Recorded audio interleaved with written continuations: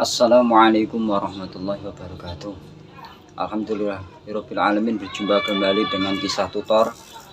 Salam bahagia, salam sejahtera, semoga senantiasa tercurahkan rahmat Allah kepada kita semua, amin amin ya Rabbal Alamin.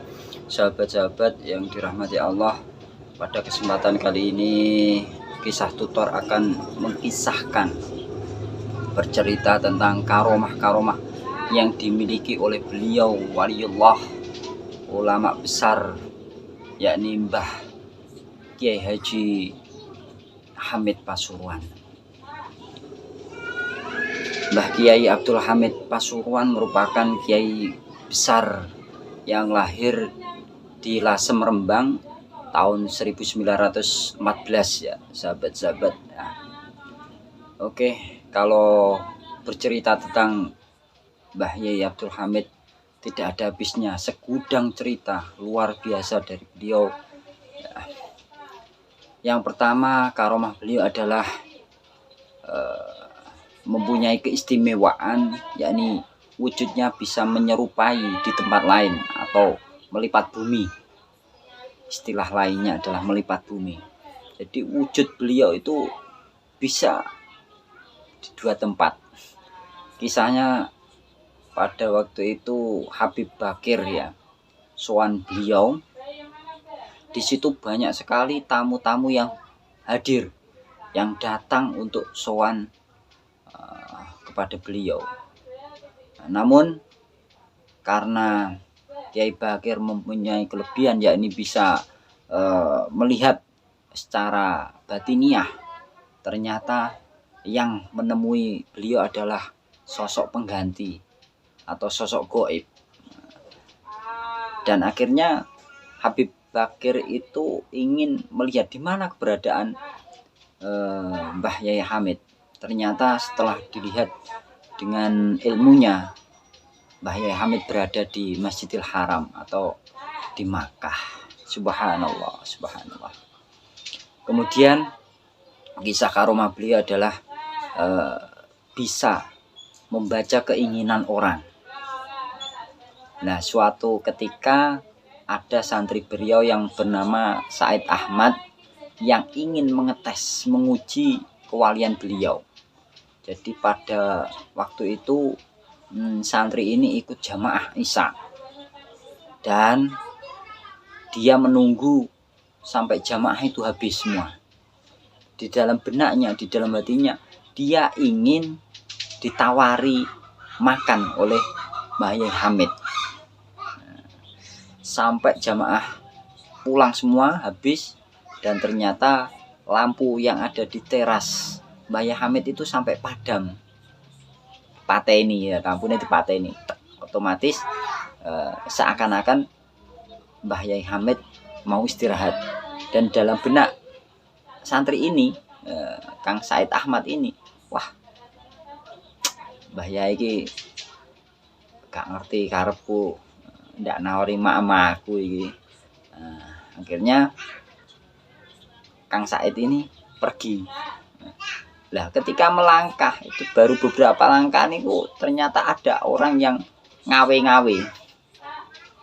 Kang, mrene Kang. Nah, karena teras itu padam kan tidak jelas siapa yang memanggilnya, dan ternyata tuan rumah sendiri alias Mbah Yai Hamid Pasuruan. Dengan rasa malu-malu, ini Kang, kene Kang, mangan Kang, mangan Kang, saonone ya Kang, awakmu gak ngomong-ngomong re.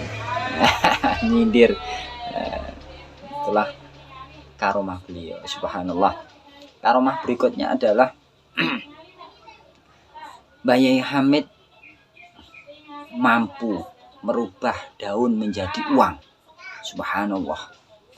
Jadi kisahnya ada seorang santri yang bernama Asmawi ya. Ini terlilit hutang karena sudah jatuh tempo, hutang kepada pihak panitia masjid ya, sebesar 300.000 kala itu ya, cukup lumayan besar sekali pada waktu itu ya.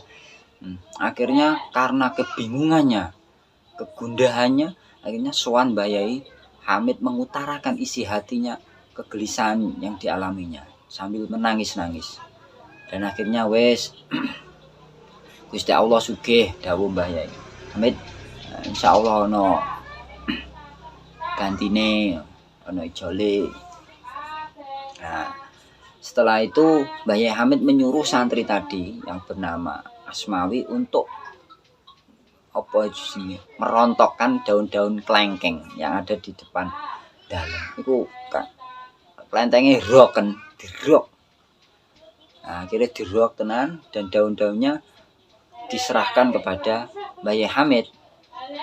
Nah, setelah diterima oleh Mbah Yai Hamid dimasukkan dalam saku dan kontan setelah dikeluarkan berubah menjadi uang. Nah, subhanallah. Setelah dihitung ternyata masih kurang.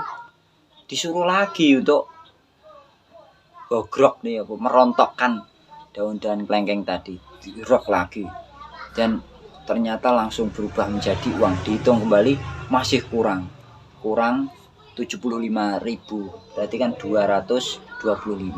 Dan setelah beberapa waktu tibalah ada orang tamu yang rawuh di situ dan memberikan tamu tersebut memberikan uang 75.000. Nah, kemudian berarti lunaslah daripada hutang atau cukup Kang Asmawi kepada pihak panitia masjid. Subhanallah, subhanallah. Kemudian karomah beliau yang telah kami himpun adalah mendapatkan salam dari Allah melalui malaikat Jibril. Subhanallah, luar biasa. Kisahnya ketika malam hari pas tepat jam 12, di situ kan ada santri yang namanya Ihsan, menjadi abdi dalem lah, katakanlah yang selalu tidur di dalam Mbah Yai Hamid. Nah, tepat pada jam 12 malam jujuk tiba-tiba dibangunkan, san tangyo san. Tenang ubah wis ndang wudu ndang salat. Bar salat maca surat Al-Fatihah ping 100, ya ta, ping 100. Bariku engko lagi awakmu metuwa deloken ning njaba ning gang Jawa iku. Nggih Mbah, langsung setelah akhirnya wudu, salat, qiyamul lail, tahajud, kemudian membaca surat Fatihah. Setelah itu keluar sebagaimana yang diperintahkan Mbah Yai Hamid, keluar gang Jawa yang sekarang menjadi Jalan Kiai Haji Abdul Hamid. Lah, tepat ternyata ada mobil yang lewat dan tepat berhenti di depannya. Nah, loh, dari pintu mobil itu ada orang yang bilang, loh, san yamene laposan ono kok ning kene. Tidak tahu siapa itu sebenarnya, wong gelap. Ternyata setelah keluar ternyata Mbah Yai, ibunya Mbah Nyai Abdul Hamid, berarti garwane Yai Hamid. Nah wis lek ngono ketepaan awakmu iki gawanen barang-barang iki karo pisan takane. Iki gawanen intine disuruh membantu membawa barang-barang, ternyata ibu Nyai dari Jakarta.